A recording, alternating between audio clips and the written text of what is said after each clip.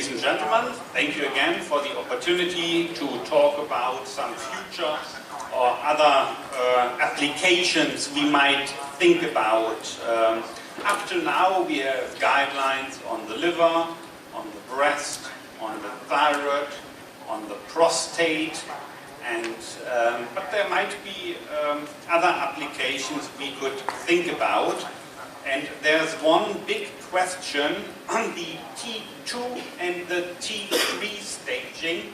That means if a lesion is growing and infiltrating below the intestinal wall. Here you can see nicely an image of a stomach cancer, and you can see movements right on here, and you can see infiltration and no movements over there.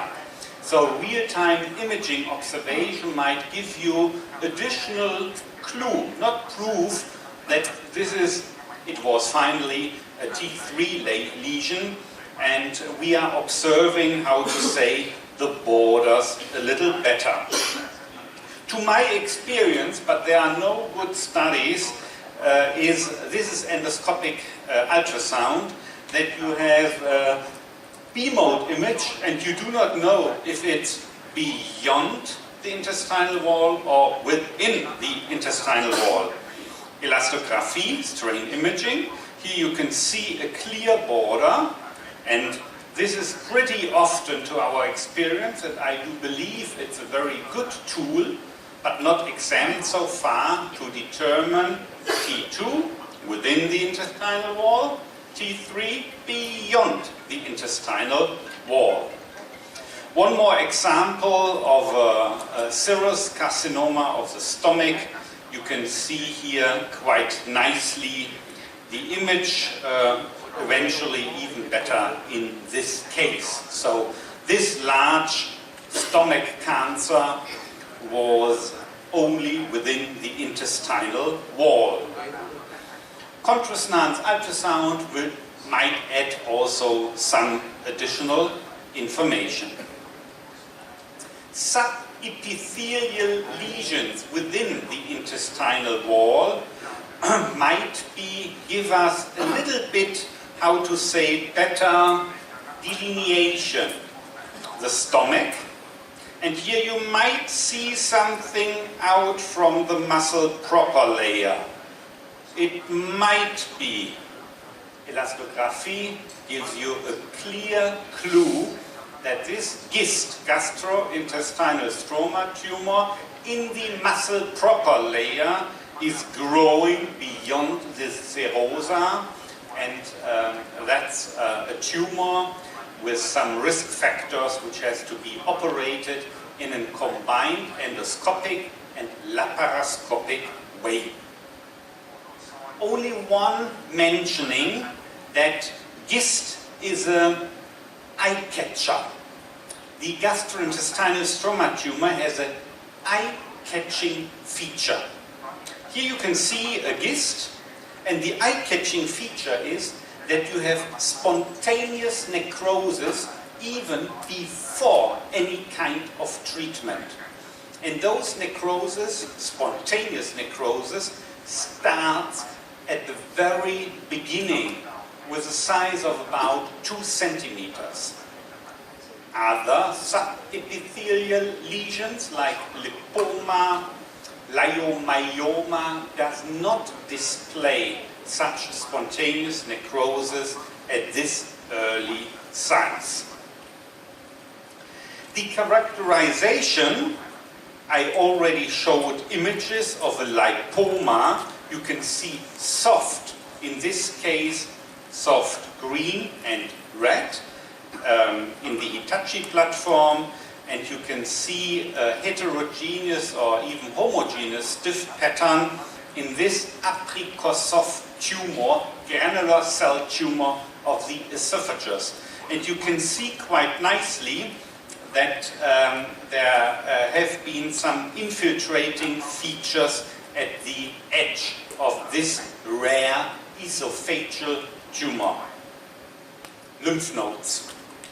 It is well known that somewhat diffuse infiltration of a malignant lymph node might be stiff, stiffer than the surrounding tissue. And the more interesting feature is, in this lymph node we have no architecture of the lymph node hilum, but you can see using elastography that the center part is soft, red. In the hilum it's a little bit stiffer, and the lymph node shows a typical architecture. So in this case I pretty much know that I shouldn't biopsy this lymph node, because in elastography it shows a normal architecture. For all what I'm showing you right now, there is no, how to say, published evidence. Those are observational ideas, and I will discuss it with you right now. This is the subcarinal region below the bronchi. You can see two lymph nodes, and it was this one who finally was the infiltration of bronchial carcinoma. And in the median line, if there is a tumor, it would cause that this patient had to have a neoadjuvant treatment, because that subcarinal lymph node at the contralateral side has to be treated by neoadjuvant treatment. I have shown you the normal lymph node architecture, and here I show it with B mode. The hilum is soft and fatty, and the surrounding is stiffer in a normal lymph node. This is a take-home message, that if you cannot delineate B mode architectural signs of the hilum, look for elastography to delineate a hilum. If you see the normal architecture, you might be quite sure that this is an inflammatory and not malignant infiltrated lymph node. One other take-home message: the early metastasis of a highly differentiated adenocarcinoma is not diffuse blue, it is circumscribed.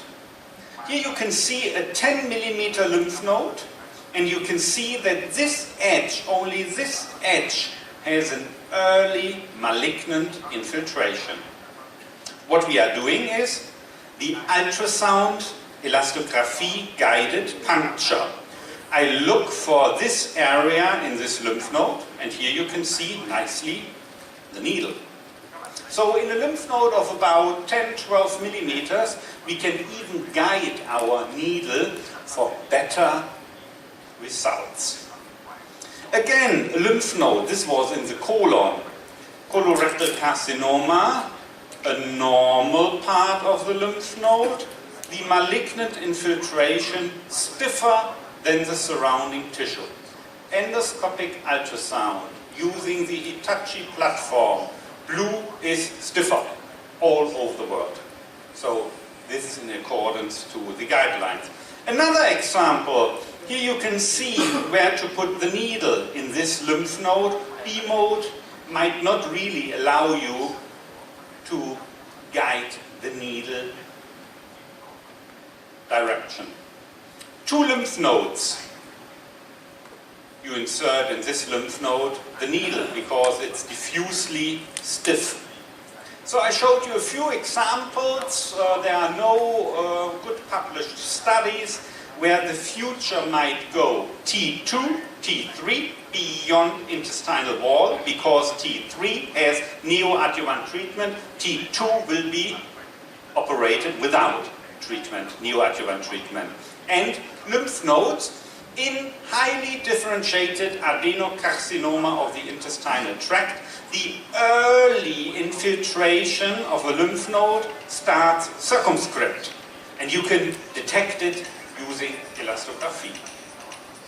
Focal liver lesions might be displayed as stiffer, but as you can see here in that metastasis, a second metastasis, but with a different system. The highest values are in cholangiocellular carcinoma and metastasis. HCC might be even softer than liver cirrhosis, and therefore we will see an example that focal nodular hyperplasia, which is a circumscribed liver cirrhosis, has very high values. FNH is benign, metastases are malignant, and they show pretty much the same values. A focal fatty sparing, you can see the arterial blood supply, and you can see that using point shear wave elastography with VTQ, that the values are normal. Almost all focal liver lesions have higher values compared to the normal surrounding liver parenchyma. And here you can even not really see it quite well, but the focal nodular hyperplasia really displays values of 34 kilopascal, whereas the surrounding liver parenchyma has 8 kilopascal. FNH are of high value. Take-home message is shear wave elastography is useful to determine the surrounding liver parenchyma in patients with focal liver lesion, but the value of the respective focal liver lesion does not add really such a good value in daily practice. So, third take-home message. Staging in biliary tract. You might be interested if such a lesion is a stone or is a neoplasia. Contrast-enhanced ultrasound, endoscopic contrast-enhanced ultrasound, shows there is enhancement. Therefore, this is not a stone. Therefore, this is a neoplasia. But also, elastography can show the stiffer elements of a very tiny biliary neoplasia, which has even been seen by MRI next to the papilla. This is endoscopic ultrasound with best resolution in that very, very small respective field. Or here you can see a malignant infiltration in a normal sized bile duct beyond the bile duct. And you can see elastography shows the proof of principle, proof of feasibility, that there is malignant infiltration beyond the wall. So it's not only good for detection, it's also good for the infiltration beyond the wall, as I've shown for the intestinal wall. If you go to India and some other places, I'm not sure about Vietnam, focal pancreatic lesion might be not only ductal adenocarcinoma, they can be autoimmune pancreatitis, but they can be also, as published in this paper, pancreatic tuberculosis. So, in autoimmune pancreatitis, a focal lesion is not only stiff, but the other parts of the pancreatic parenchyma are as stiff as well. Even BMO does not show changes. So, elastography adds additional information in patients with autoimmune pancreatitis and a little less obvious in pancreatic tuberculosis. Rectal sphincters. Here you can see the inner and the outer sphincter. But sometimes we are not sure about the fibrotic changes of the sphincter. So here you can see that the inner sphincter, the dark one, is often softer, and that the outer sphincter is often heterogeneous with intermediate stiffness. In inflammation, we know quite well there are a lot of vessels, and such hypervascularity is a typical sign of inflammation. But be sure, the inflammatory changes of the inner sphincter you cannot know in the B mode, but you can see clearly in the elastographic image. This is a soft endoscopic ultrasound. Red is soft. You have to be aware of that. Shear wave elastography, it's vice versa. So here we can see a clear delineation, and we can see that inflammatory reaction. So that's how to say I'm using elastography in any kind of examination to learn more, to get a better impression of all that features. Here you can find a small nodule which has a stiffer inner part. It was a thrombosis of a hemorrhoid nodule change. So proof of principle, a thrombus should be stiffer than the surrounding tissue, and this is also true in thrombosis of the hemorrhoids. We have been going through intestinal tract. Infiltration beyond the intestinal tract might be a good indication, which is also true for the bile duct using endoscopic ultrasound.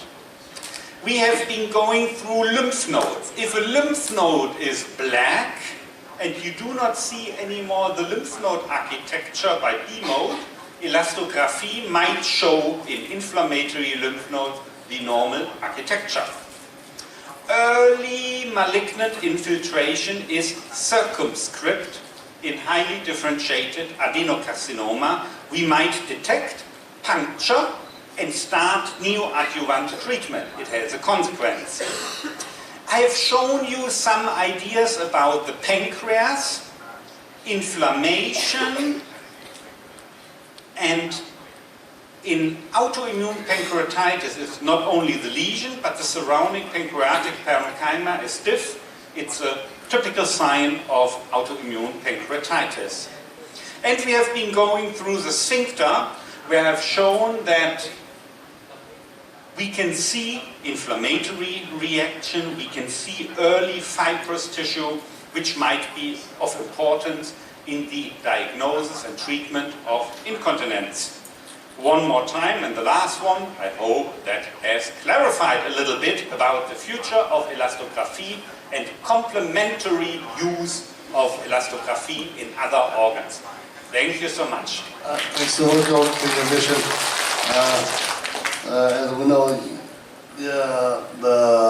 I think we have received the information about all the application in the GI tract, lymph node, and other maybe sphincter muscle. I think it's very useful. And if you have a question, later, yeah. And now the next topic is the live demos.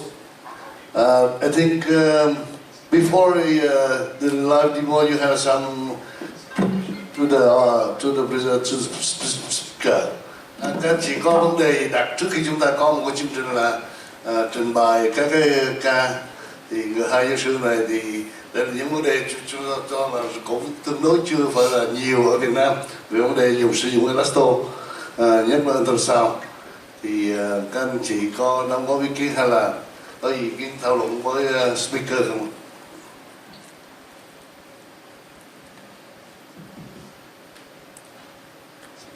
Bác tổ chức lại cái micro.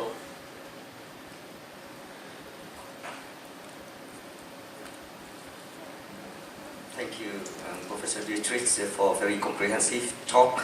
And I just a small just a question about your experience in the